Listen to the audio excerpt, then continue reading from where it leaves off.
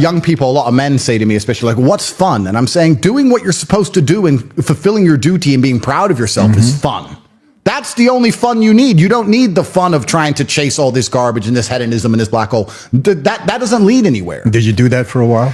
For a while, yeah, certainly. So did I. You have to. Yeah. Until you get to a point where you realize, okay, this is never going to end. Am I going to continue to go down this path, or am I going to turn around and just skip it all? Right. Because it only ends badly. And I think that's also one of the problems with Western society, where the youth are obsessed with fun. If you look at other societies, the youth are not so obsessed with what's fun today. What's fun now? I need fun now. I'm bored. I want fun. You know, they're overstimulated, whatever it is. They're also selfish. They're also self-obsessed with how they feel. This teaching a whole society and teaching a large contingent of the youth that how they feel plays paramount over the world.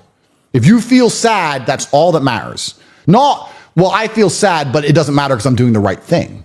I feel depressed or I feel stressed, but it doesn't matter because I'm dedicating myself. No. What matters is how you feel right now, which means they only want to be happy all the time. And if you're going to only chase happiness and you don't have any particular skills, you're going to end up just chasing hedonism, and this is where you end up. And it's insanity.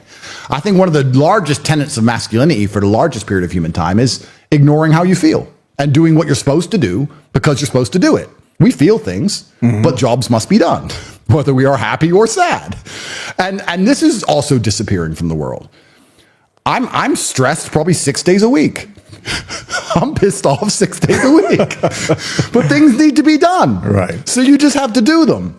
And when you have a whole contingent of the youth obsessed with only being happy, I think this is one of the largest reasons they can psyop them so easily into doing insanity. And I guess it never used to be that way. No, it was never that way. Without getting into the cause, I don't know if you know what's going on in the United States. A lot of protesting going on at universities. Yeah. Without getting into the cause, these kids are protesting, okay, breaking into the building, staying there, and then demanding that food be brought into them, of course, blankets be brought into them. And I'm saying, are these kids so entitled that they think they can, protest and wreck the school for other people that can't get to class, and then they're demanding food and blankets and all these crazy things? I'm saying this world has gone upside down. Yeah, it wouldn't last in most other places. And the closer that, it's actually interesting because I think humans, or maybe this is just me coping, maybe this is cope, but I think we're designed to struggle a bit, because the closer you are to struggle, the more sensible you are. And gender roles all fix themselves in struggle, right? If you have 10 men and 10 women and they crash on a deserted island, the men do the man stuff, the women do the woman stuff. There's no discussion about gender roles because you're going to die. Right. So the men have to go hunting. The women are going to try and sew a blanket, whatever, because we're going to die now. Right. So we don't have time to talk about whose job's what. Right. Also, if you meet somebody who's had a hard life, they seem to be pretty wise. Yes. It's difficult to find someone who's had a hard life who's a total idiot.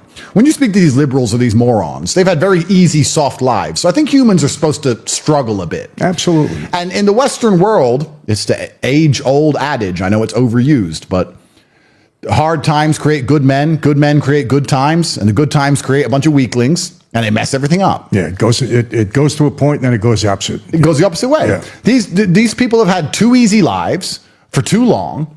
And you can apply this to nearly any of the societal ills that apply to the Western world. People have had it too easy for too long, and none of them know any struggle at all. I mean, I don't know about you, to be honest with you. Like I can almost crash my car 10 times. And I only slow down when I hit the tree. This is how I am. Like, I think that inside of the human psyche, sometimes you need to be shocked. You need to be hammered with something. That's just how it goes. Because until then, you're like, maybe I'll keep it in mind. Yeah, well, I got away with it. Yeah. But when you finally learn your lesson, right? But there's a lot of these people out there who aren't being taught any lessons at all, and they're going to destroy society en masse because they have never had any kind of difficulty in their life. And what is life without difficulty in the first place? What is life? What is the point of life without difficulty? One of the things that's comforted me in all my garbage is actually, I watched one of your videos, and I was watching one of your videos a couple years ago, and I remembered it in jail, because perhaps I'm wrong, you can correct me, but I don't think you regret any of the bad things that happened to you. Not at all. Because it makes you who you are. Yeah.